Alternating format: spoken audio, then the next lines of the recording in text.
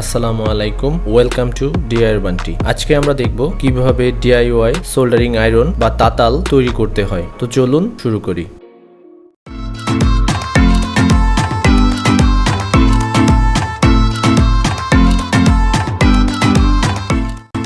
Soldering আয়রনের হাতল তৈরি করার জন্য আমরা বাঁশ ব্যবহার করব। ধারালো দা দিয়ে বাঁশের গিঁটি আমরা সেটে নিব।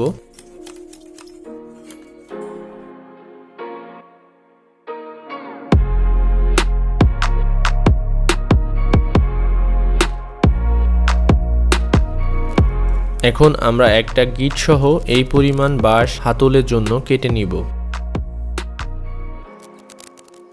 এখন বাঁশ এবং গিটটি মসৃণ করতে আমরা স্যান্ডপেপার বা শিরিষ কাগজ ব্যবহার করব। কাজটি সহজ করার জন্য আমি ড্রিল মেশিনের সাহায্য নিচ্ছি।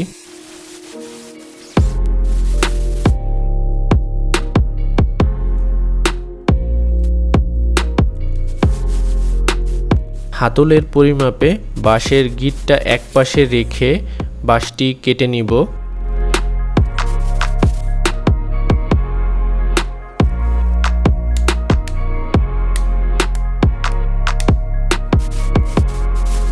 দুই ধরনের শিরিষ কাগজ ইউজ করতেছি, একটা একটু মোটা ধরনের আর একটা একটু পাতলা ধরনের।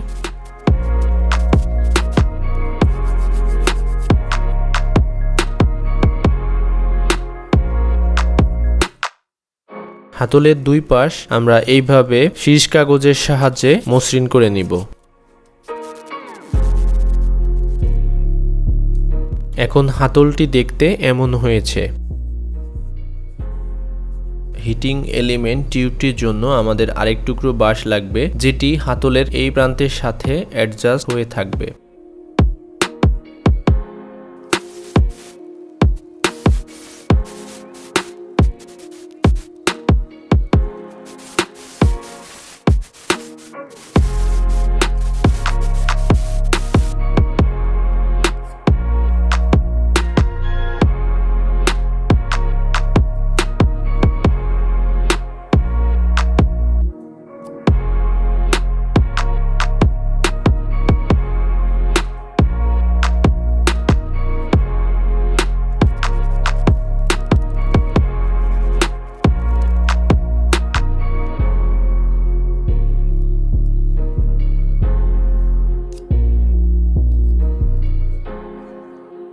হাতলটি কেমন হয়েছে কমেন্ট করে জানাবেন। হিটিং টিউবটি আমরা ক্যানের সাহায্যে তৈরি করব। ক্যানের টিন কেটে আমরা এটা তৈরি করে নিব। ক্যানটি আমরা শিরিষ কাগজের সাহায্যে ঘষে নিয়েছি। এখন 6 ইঞ্চি মাপে ক্যানের এই টিন কেটে নিব।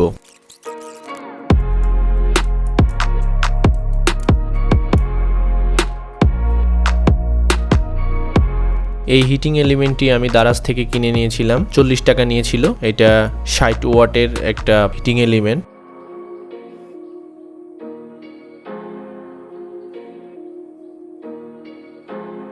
ক্যানের টিনটি ড্রিল করে নিব যাতে গরম বাতাস এইখান দিয়ে বের হইতে পারে।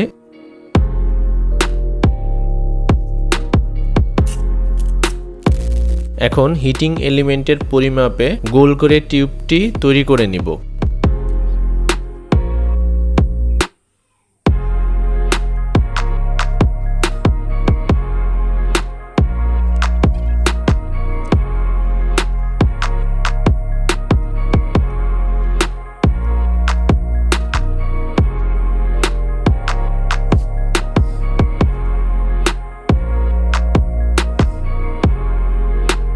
হাতলের পেছনের এই গিটে ছিদ্র করে নিতে হবে তার ঢোকানোর জন্য।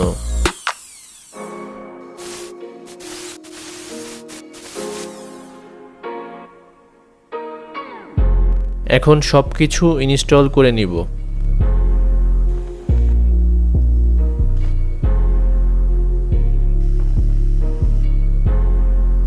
হিটিং এলিমেন্টের এই দুইটা স্ক্রু দিয়ে টিউব এবং টিপ শক্ত করে লাগাতে হয়।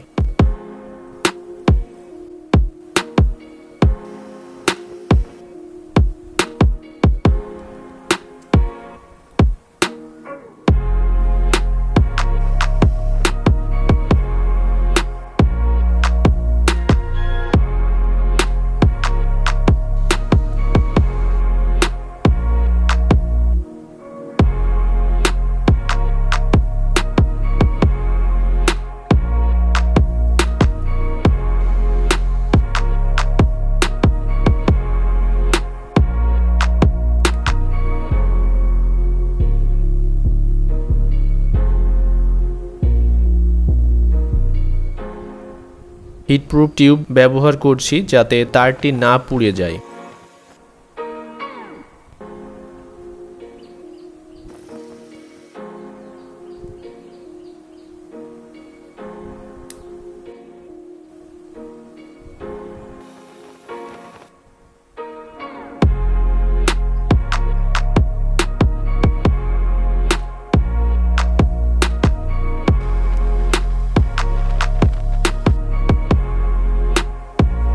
এখন হাতলের ভেতরে তারে একটা গিট দিচ্ছি যাতে বাইরে থেকে টান লেগে গেলে ছিঁড়ে না যায়।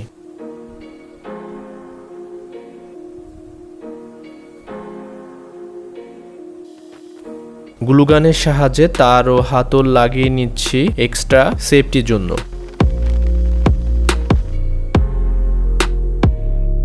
আমাদের সোল্ডারিং আয়রনটি তৈরি হয়ে গিয়েছে।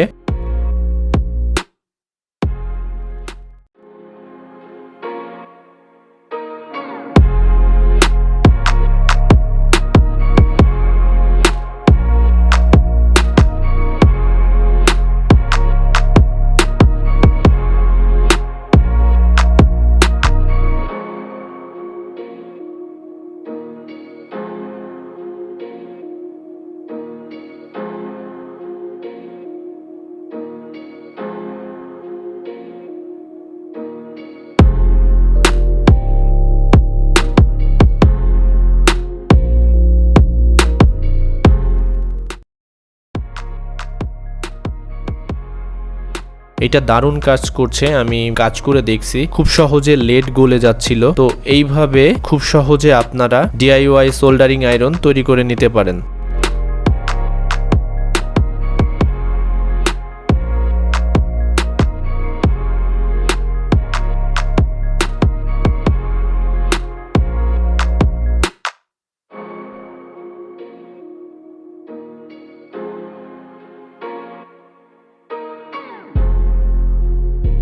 আজকের ভিডিও এই পর্যন্তই। ভিডিওটি ভালো লেগে থাকলে অবশ্যই সাবস্ক্রাইব করবেন, লাইক, কমেন্ট এবং শেয়ার করবেন।